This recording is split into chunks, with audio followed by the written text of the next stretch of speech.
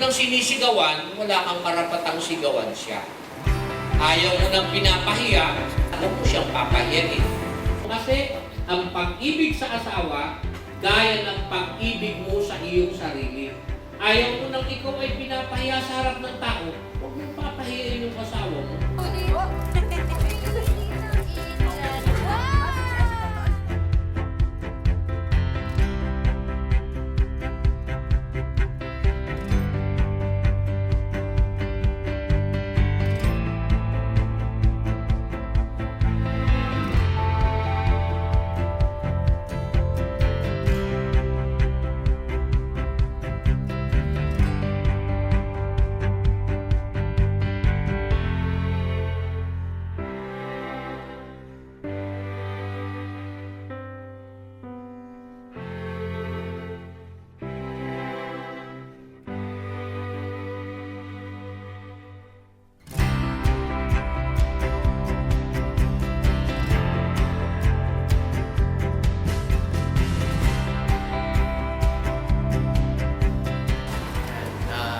Hindi pa niya alam pero meron akong gift na watch para kay Kate.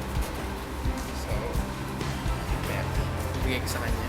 Surprise.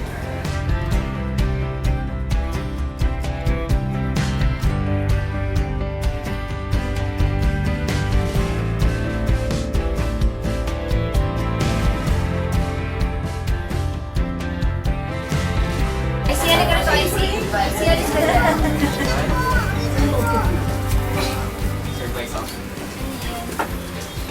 Sa akin dyan. Hindi. Sa kanya.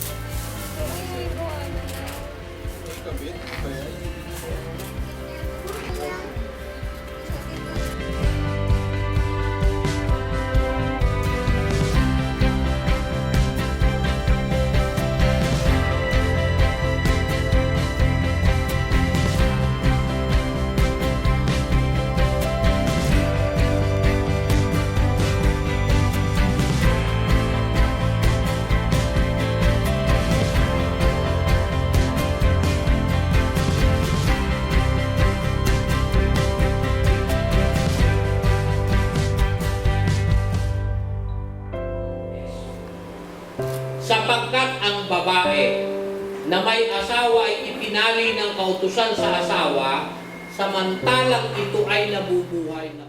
Alam niyo po ba na yung pag-aasawahan, pag tayo ay habang tumatagal yung pag-aasawa, dapat nga lalo tayong maghanap ng paraan para kayo lalong magiging sweet.